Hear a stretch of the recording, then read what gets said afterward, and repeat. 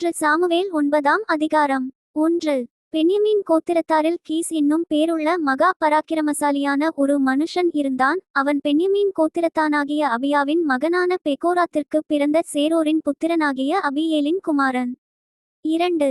அவனுக்கு சவுல் என்னும் பேருள்ள சவுந்தரியமான வாலிபனாகிய ஒரு குமாரன் இருந்தான். இஸ்ரவேல் புத்திரரில் அவனை பார்க்கிலும் சவுந்தரியவான் இல்லை. எல்லா ஜனங்களும் அவன் தோளுக்கு கீழாயிருக்கத்தக்க உயரமுள்ளவனாயிருந்தான். 3. சவுலின் தகப்பனாகிய கீசுடைய கழுதைகள் காணாமற் போயிற்று. ஆகையால் கீஸ் தன் குமாரனாகிய சவுலை நோக்கி, நீ வேலைக்காரரில் ஒருவனை கூட்டிக் கொண்டு கழுதைகளை தேட புறப்பட்டுப்போ என்றான். 4. அப்படியே அவன் எப்பிராயீம் மலைகளையும் சலீஷா நாட்டையும் கடந்து போனான். அங்கே அவைகளை காணாமல் சாலீம் நாட்டை கடந்தார்கள். அங்கேயும் காணவில்லை. பென்யமீன் நாட்டை உருவக்கடந்தும் அவைகளை காணவில்லை. 5. அவர்கள் சூப் என்னும் நாட்டிற்கு வந்தபோது சவுல் தன்னோடிருந்த வேலைக்காரனை நோக்கி, என் தகப்பன் கழுதைகளின் மேலுள்ள கவலையை விட்டு நமக்காக கவலைப்படாதபடிக்கு திரும்பிப் போவோம் வா என்றான். 6. அதற்கு அவன், இதோ இந்த பட்டணத்திலே தேவனுடைய மனுஷன் ஒருவர் இருக்கிறார். அவர் பெரியவர். அவர் சொல்லுகிறதெல்லாம் தப்பாமல் நடக்கும். அங்கே போவோம். ஒருவேளை அவர் நாம் போகவேண்டிய நம்முடைய வழியை நமக்கு தெரிவிப்பார் என்றான். 7. அப்பொழுது சவுல் தன் வேலைக்காரனை பார்த்து, நாம் போனாலும் அந்த மனுஷனுக்கு இன்னத்தை கொண்டு போவோம். நம்முடைய பைகளில் இருந்த தின்பண்டங்கள் செலவழிந்து போயிற்று. தேவனுடைய மனுஷனாகிய அவருக்கு கொண்டு போகத்தக்க காணிக்கை நம்மிடத்தில் ஒன்றும் இல்லையே என்றான். 8. அந்த வேலைக்காரன் பின்னும் சவுலை பார்த்து, இதோ என் கையில் இன்னும் 1/4 சேக்கல் வெள்ளியிருக்கிறது. தேவனுடைய மனுஷன் நமக்கு நம்முடைய வழியை அறிவிக்கும்படிக்கு அதை அவருக்கு கொடுப்பேன் என்றான். 9. முற்காலத்தில் இஸ்ரவேலில் யாதொருவர் தேவனிடத்தில் விசாரிக்கப் போனால் ஞானதிஷ்டிக்காரனிடத்திற்கு போவோம் வாருங்கள் என்பார்கள். இந்நாளிலே தீர்க்கதரிசி எண்ணப்படுகிறவன் முற்காலத்தில் ஞானதிஷ்டிக்காரன் எண்ணப்படுவான். 10. அப்பொழுது சவுல் தன் வேலைக்காரனை நோக்கி, நல்ல காரியம் சொன்னாய், போவோம் வா என்றான். அப்படியே தேவனுடைய மனுஷன் இருந்த அந்த பட்டணத்திற்கு போனார்கள். 11. அவர்கள் பட்டணத்து மேட்டின் வழியாய் ஏறுகிறபோது தண்ணீர் எடுக்க வந்த பெண்களைக் கண்டு, ஞானதிஷ்டிக்காரன் இங்கே இருக்கிறாரா என்று அவர்களை கேட்டார்கள். 12. அதற்கு அவர்கள், இருக்கிறார், இதோ உங்களுக்கு எதிரே இருக்கிறார், தீவிரமாய் போங்கள். இன்றைக்கு ஜனங்கள் மேடையில் பலியிடுகிறபடியினால் இன்றைய தினம் பட்டணத்திற்கு வந்தார். 13. நீங்கள் பட்டணத்திற்குள் பிரவேசித்தவுடனே அவர் மேடையின் மேல் போஜனம் பண்ணப்போகிறதற்கு முன்னே அவரை காண்பீர்கள். அவர் வருமட்டும் ஜனங்கள் போஜனம் பண்ணமாட்டார்கள். பலியிட்டதை அவர் ஆசீர்வதிப்பார். பின்பு அழைக்கப்பட்டவர்கள் போஜனம் பண்ணுவார்கள். உடனே போங்கள், இந்நேரத்திலே அவரை கண்டுகொள்ளலாம் என்றார்கள். 14. அவர்கள் பட்டணத்திற்கு போய் பட்டணத்தின் நடுவே சேர்ந்தபோது, இதோ சாமுவேல் மேடையின் மேல் ஏறிப்போகிறதற்காக அவர்களுக்கு எதிரே புறப்பட்டு வந்தான். 15. சவுல் வர ஒரு நாளுக்கு முன்னே கர்த்தர் சாமுவேலின் காது கேட்க. 16. நாளை இந்நேரத்திற்கு பென்யமீன் நாட்டானாகிய ஒரு மனுஷனை உன்னிடத்தில் அனுப்புவேன். அவனை என் ஜனமாகிய இஸ்ரவேலின் மேல் அதிபதியாக அபிஷேகம் பண்ணக்கடவாய். அவன் என் ஜனத்தை பெலிஸ்தரின் கைக்கு நீங்களாக்கி இரட்சிப்பான். என் ஜனத்தின் முறையிடுதல் என்னிடத்தில் வந்து எட்டினபடியினால் நான் அவர்களை கடாட்சித்தேன் என்று வெளிப்படுத்தியிருந்தார். 17. சாமுவேல் சவுலை கண்டபோது கர்த்தர் அவனிடத்தில், இதோ நான் உனக்குச் சொல்லியிருந்த மனுஷன் இவனே, இவன்தான் என் ஜனத்தை ஆளுவான் என்றார். 18. சவுல் நடுவாசலிலே சாமுவேலிடத்தில் வந்து, ஞானதிஷ்டிக்காரன் வீடு எங்கே சொல்லும் என்று கேட்டான். 19. சாமுவேல் சவுலுக்கு பிரதியுத்தரமாக, ஞானதிஷ்டிக்காரன் நான் தான். நீ எனக்கு முன்னே மேடையின் மேல் ஏறிப்போ. நீங்கள் இன்றைக்கு என்னோடே போஜனம் பண்ண வேண்டும். நாளை காலமே நான் உன் இருதயத்தில் உள்ளது எல்லாவற்றையும் உனக்கு அறிவித்து உன்னை அனுப்பிவிடுவேன். 20. 3 நாளைக்கு முன்னே காணாமற்போன கழுதைகளைப் பற்றி கவலைப்பட வேண்டாம், அவைகள் அகப்பட்டது. இதல்லாமல் சகல இஸ்ரவேலின் அபேட்சையும் யாரை நாடுகிறது? உன்னையும் உன் வீட்டார் அனைவரையும் அல்லவா என்றான். 21. அப்பொழுது சவுல் பிரதியுத்தரமாக, நான் இஸ்ரவேல் கோத்திரங்களிலே சிறிதான பென்யமீன் கோத்திரத்தான் அல்லவா? பென்யமீன் கோத்திரத்து குடும்பங்களிலெல்லாம் என் குடும்பம் அற்பமானது அல்லவா? நீர் இப்படிப்பட்ட வார்த்தையை என்னிடத்தில் சொல்வானேன் என்றான். 22. சாமுவேல் சவுலையும் அவன் வேலைக்காரனையும் போஜனசாலைக்குள் அழைத்து கொண்டு போய் அவர்களை அழைக்கப்பட்டவர்களுக்குள்ளே தலைமையான இடத்திலே வைத்தான். அழைக்கப்பட்டவர்கள் ஏறக்குறைய 30 பேராயிருந்தார்கள். 23. பின்பு சாமுவேல் சமையற்காரனை பார்த்து, நான் உன் கையிலே ஒரு பங்கை கொடுத்து வைத்தேனே, அதை கொண்டு வந்து வை என்றான். 24. அப்பொழுது சமையற்காரன் ஒரு முன்னந்தொடையையும் அதனோடிருந்ததையும் எடுத்துக்கொண்டு வந்து அதை சவுலுக்கு முன் வைத்தான். அப்பொழுது சாமுவேல், இதோ இது உனக்கென்று வைக்கப்பட்டது, இதை உனக்கு முன்பாக வைத்துச் சாப்பிடு. நான் ஜனங்களை விருந்துக்கு அழைத்தது முதல் இதுவரைக்கும் இது உனக்காக வைக்கப்பட்டிருந்தது என்றான். அப்படியே சவுல் அன்றைய தினம் சாமுவேலோடே சாப்பிட்டான். 25. அவர்கள் மேடையிலிருந்து பட்டணத்திற்கு இறங்கி வந்தபின்பு அவன் மேல்வீட்டிலே சவுலோடே பேசிக்கொண்டிருந்தான். 26. அவர்கள் அதிகாலமே கிழக்கு வெளுக்கிற நேரத்தில் எழுந்திருந்தபோது சாமுவேல் சவுலை மேல்வீட்டின்மேல் அழைத்து, நான் உன்னை அனுப்பிவிடும்படிக்கு ஆயத்தப்படு என்றான். சவுல் ஆயத்தப்பட்டபோது அவனும் சாமுவேலும் இருவருமாக வெளியே புறப்பட்டார்கள். 27.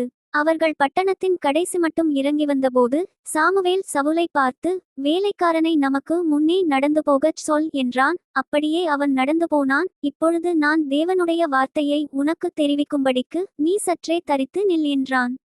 1 சாமுவேல் 10ஆம் அதிகாரம். 1. அப்பொழுது சாமுவேல் தைலக்குப்பியை எடுத்து அவன் தலையின் மேல் வார்த்து அவனை முத்தஞ்செய்து, கர்த்தர் உன்னை தம்முடைய சுதந்திரத்தின் மேல் தலைவனாக அபிஷேகம் பண்ணினார் அல்லவா? 2.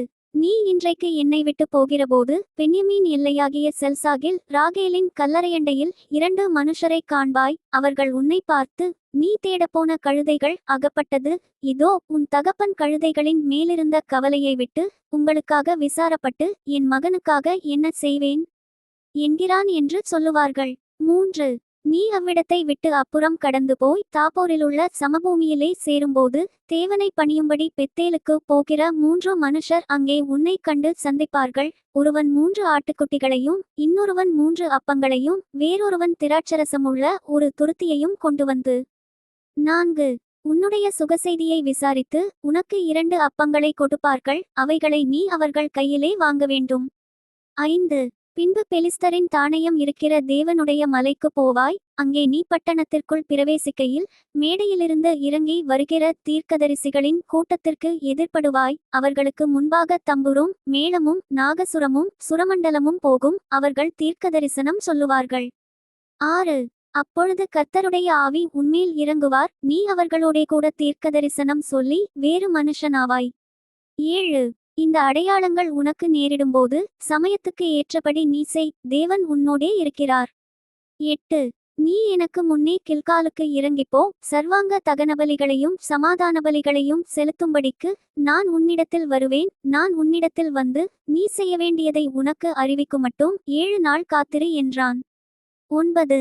அவன் சாமுவேலை விட்டு போகும்படி திரும்பினபோது தேவன் அவனுக்கு வேறே இருதயத்தை கொடுத்தார். அந்த அடையாளங்கள் எல்லாம் அன்றைய தினமே நேரிட்டது. 10. அவர்கள் அந்த மலைக்கு வந்தபோது இதோ தீர்க்கதரிசிகளின் கூட்டம் அவனுக்கு எதிராக வந்தது. அப்பொழுது தேவனுடைய ஆவி அவன்மேல் இறங்கினதினால் அவனும் அவர்களுக்குள்ளே தீர்க்கதரிசனம் சொன்னான். 11. அதற்கு முன்னே அவனை அறிந்தவர்கள் எல்லாரும் அவன் தீர்க்கதரிசிகளோடிருந்து தீர்க்கதரிசனம் சொல்லுகிறதை கண்டபோது, கீசின் குமாரனுக்கு வந்தது என்ன? சவுலும் தீர்க்கதரிசிகளில் ஒருவனோ என்று அந்த ஜனங்கள் ஒருவரோடொருவர் சொல்லிக்கொண்டார்கள். 12. அதற்கு அங்கே இருக்கிறவர்களில் ஒருவன், இவர்களுக்கு தகப்பன் யார் என்றான். ஆதலால் சவுலும் தீர்க்கதரிசிகளில் ஒருவனோ என்பது பழமொழியாயிற்று. 13. அவன் தீர்க்கதரிசனம் சொல்லி முடிந்தபின்பு மேடையின் மேல் வந்தான். 14. அப்பொழுது சவுலுடைய சிறிய தகப்பன், நீங்கள் எங்கே போனீர்கள் என்று அவனையும் அவன் வேலைக்காரனையும் கேட்டான். அதற்கு அவன், நாங்கள் கழுதைகளை தேடப்போய் அவைகளை எங்கும் காணாதபடியினால் சாமுவேலிடத்துக்கு போனோம் என்றான். 15. அப்பொழுது சவுலுடைய சிறிய தகப்பன், சாமுவேல் உங்களுக்கு சொன்னது என்ன? அதைச் சொல் என்றான். 16. சவுல் தன் சிறிய தகப்பனை பார்த்து, கழுதைகள் அகப்பட்டது என்று எங்களுக்கு தீர்மானமாய் சொன்னார் என்றான். ஆனாலும் ராஜ்யபாரத்தை பற்றி சாமுவேல் சொன்னதை அவனுக்கு அறிவிக்கவில்லை. 17. சாமுவேல் ஜனங்களை மிஸ்பாவிலே கர்த்தரிடத்திலே வரவழைத்து 18. இஸ்ரவேல் புத்திரரை நோக்கி, இஸ்ரவேலின் தேவனாகிய கர்த்தர் சொல்லுகிறது என்னவென்றால், நான் இஸ்ரவேலை எகிப்திலிருந்து புறப்பட பண்ணி உங்களை எகிப்தியர் கைக்கும் உங்களை இறுகப்பிடித்த எல்லா ராஜ்யத்தாரின் கைக்கும் நீங்களாக்கிவிட்டேன். 19.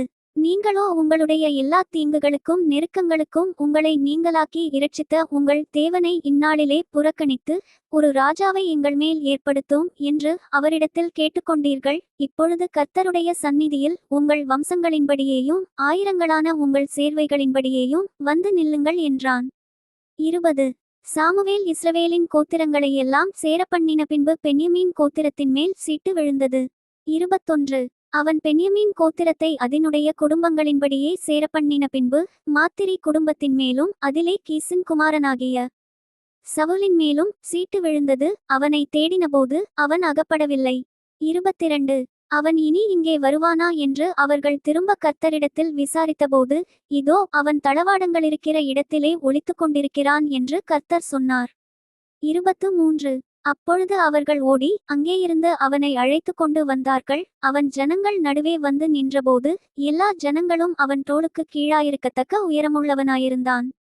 24 அப்பொழுது சாமுவேல் எல்லா ஜனங்களையும் நோக்கி, கர்த்தர் தெரிந்து கொண்டவனை பாருங்கள், சமஸ்த ஜனங்களுக்குள்ளும் அவனுக்கு சமானமானவன் இல்லை என்றான். அப்பொழுது ஜனங்கள் எல்லாரும் ஆர்ப்பரித்து, ராஜா வாழ்க என்றார்கள்.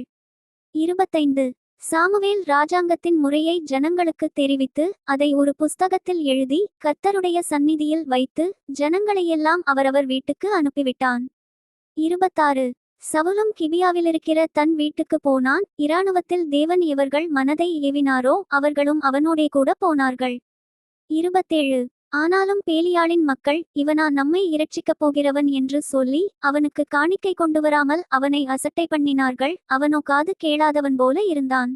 1 சாமுவேல் 11ஆம் அதிகாரம்.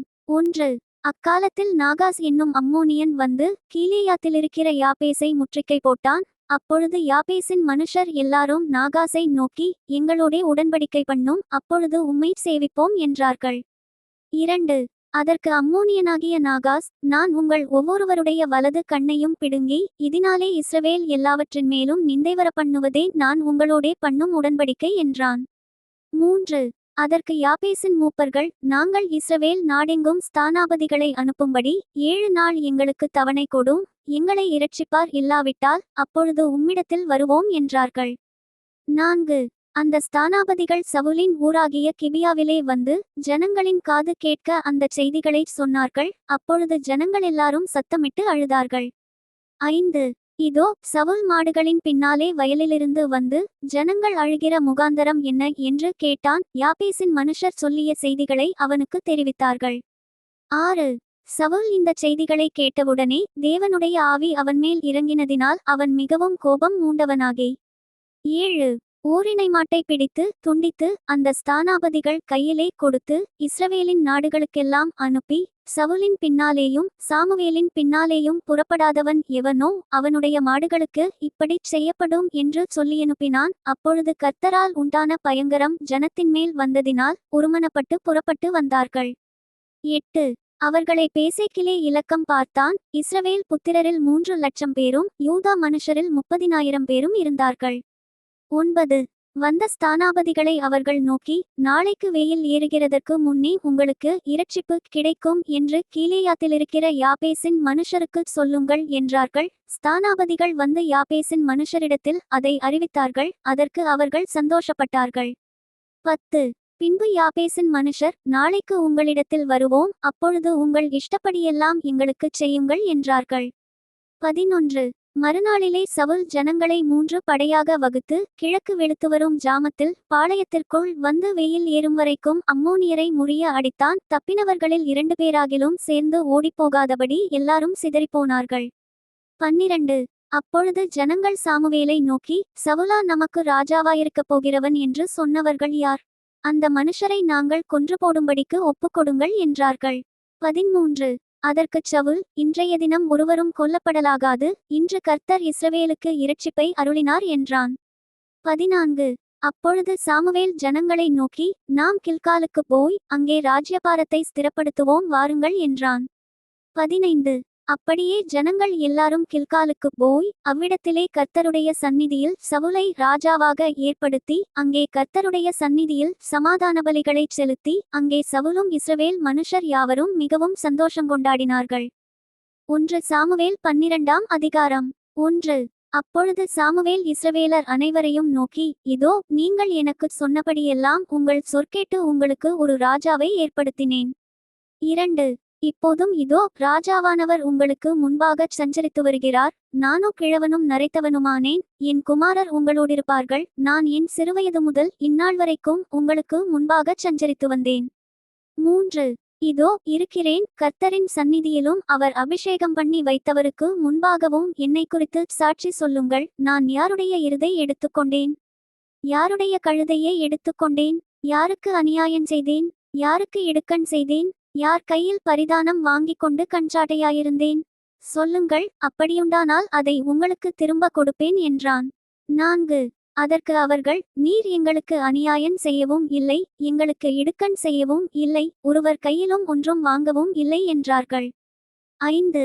அதற்கு அவன், நீங்கள் என் கையில் ஒன்றும் கண்டுபிடிக்கவில்லை என்பதற்கு கர்த்தர் உங்களுக்கு எதிராகச் சாட்சியாயிருக்கிறார், அவர் அபிஷேகம் பண்ணினவரும் இன்று அதற்கு சாட்சி என்றான். அதற்கு அவர்கள், அவர் சாட்சிதான் என்றார்கள். 6. அப்புறம் சாமுவேல் ஜனங்களை நோக்கி, மோசேயையும் ஆரோனையும் ஏற்படுத்தினவரும் உங்கள் பிதாக்களை எகிப்து தேசத்திலிருந்து புறப்பட பண்ணினவரும் கர்த்தரே. 7. இப்பொழுதும் கர்த்தர் உங்களுக்கும் உங்கள் பிதாக்களுக்கும் செய்து வந்த எல்லா நீதியான கிரியைகளை குறித்தும் நான் கர்த்தருடைய சந்நிதியில் உங்களோடே நியாயம் பேசும்படிக்கு நீங்கள் நில்லுங்கள். 8. யாக்கோபு எகிப்திலே போயிருக்கும்போது உங்கள் பிதாக்கள் கர்த்தரை நோக்கி முறையிட்டார்கள். அப்பொழுது கர்த்தர் மோசேயையும் ஆரோனையும் அனுப்பினார். அவர்கள் உங்கள் பிதாக்களை எகிப்திலிருந்து அழைத்து வந்து அவர்களை இந்த ஸ்தலத்திலே குடியிருக்க பண்ணினார்கள். 9. அவர்கள் தங்கள் தேவனாகிய கர்த்தரை மறந்து போகிறபோது அவர் அவர்களை ஆத்சோரின் சேனாபதியாகிய சிசெராவின் கையிலும் பெலிஸ்தரின் கையிலும் மோவாபிய ராஜாவின் கையிலும் விற்று போட்டார். இவர்கள் அவர்களுக்கு விரோதமாக யுத்தம் பண்ணினார்கள். 10. ஆகையால் அவர்கள் கர்த்தரை நோக்கி முறையிட்டு, நாங்கள் கர்த்தரை விட்டு பாகால்களையும் அஸ்தரோத்தையும் சேவித்ததினாலே பாவஞ்செய்தோம், இப்போதும் எங்கள் சத்துருக்களின் கைக்கு எங்களை நீங்களாக்கி இரட்சியும், இனி உம்மை சேவிப்போம் என்றார்கள். 11. அப்பொழுது கர்த்தர் எருபாகாலையும் பேதானையும் எப்தாவையும் சாமுவேலையும் அனுப்பி, நீங்கள் பயமில்லாமல் குடியிருக்கும்படிக்கு சுற்றிலும் இருந்த உங்கள் சத்துருக்களின் கைக்கும் உங்களை நீங்களாக்கி இரட்சித்தார். 12. அம்மோன் புத்திரரின் ராஜாவாகிய நாகாஸ் உங்களுக்கு விரோதமாய் வருகிறதை நீங்கள் கண்டபோது உங்கள் தேவனாகிய கர்த்தரே உங்களுக்கு ராஜாவாயிருந்தும் நீங்கள் என்னை நோக்கி, அப்படியல்ல, ஒரு ராஜா எங்கள் மேல் ஆள வேண்டும் என்றீர்கள். 13. இப்பொழுதும் நீங்கள் வேண்டும் என்று விரும்பி தெரிந்து கொண்ட ராஜா இதோ இருக்கிறார், இதோ கர்த்தர் உங்களுக்கு ஒரு ராஜாவை ஏற்படுத்தினார். 14. நீங்கள் கர்த்தருடைய வாக்குக்கு விரோதமாய் கலகம் பண்ணாமல் கர்த்தருக்கு பயந்து அவரை சேவித்து அவருடைய சத்தத்திற்கு கீழ்ப்படிந்தால் நீங்களும் உங்களை ஆளுகிற ராஜாவும் உங்கள் தேவனாகிய கர்த்தரை பின்பற்றுகிறவர்களாயிருப்பீர்கள். 15. நீங்கள் கர்த்தருடைய சத்தத்திற்கு கீழ்ப்படியாமல் கர்த்தருடைய வாக்குக்கு விரோதமாய் கலகம் பண்ணினீர்களானால் கர்த்தருடைய கை உங்கள் பிதாக்களுக்கு விரோதமாயிருந்தது போல உங்களுக்கும் விரோதமாயிருக்கும். 16. இப்பொழுது கர்த்தர் உங்கள் கண்களுக்கு முன்பாக செய்யும் பெரிய காரியத்தை நின்று பாருங்கள். 17. இன்று கோதுமை அறுப்பின் நாள் அல்லவா? நீங்கள் உங்களுக்கு ஒரு ராஜாவை கேட்டதினால் கர்த்தரின் பார்வைக்கு செய்த உங்களுடைய பொல்லாப்பு பெரியதென்று நீங்கள் கண்டு உணரும்படிக்கு நான் கர்த்தரை நோக்கி விண்ணப்பம் பண்ணுவேன், அப்பொழுது இடிமுழக்கங்களையும் மழையையும் கட்டளையிடுவார் என்று சொல்லி. 18.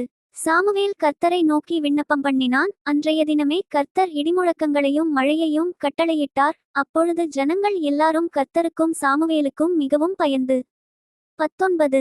சாமுவேலை பார்த்து, நாங்கள் சாகாதபடிக்கு உம்முடைய தேவனாகிய கர்த்தரிடத்தில் உம்முடைய அடியாருக்காக விண்ணப்பம் செய்யும், நாங்கள் செய்த எல்லா பாவங்களோடும் எங்களுக்கு ஒரு ராஜா வேண்டும் என்று கேட்ட இந்த பாவத்தையும் கூட்டிக் கொண்டோம் என்று ஜனங்கள் எல்லாரும் சொன்னார்கள். 20.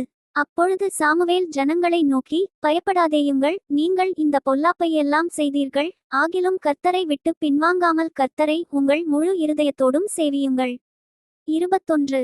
விலகி போகாதிருங்கள், மற்றபடி பிரயோஜனமற்றதும் இரட்சிக்கமாட்டாததுமாயிருக்கிற வீணானவைகளை பின்பற்றுவீர்கள், அவைகள் வீணானவைகளே.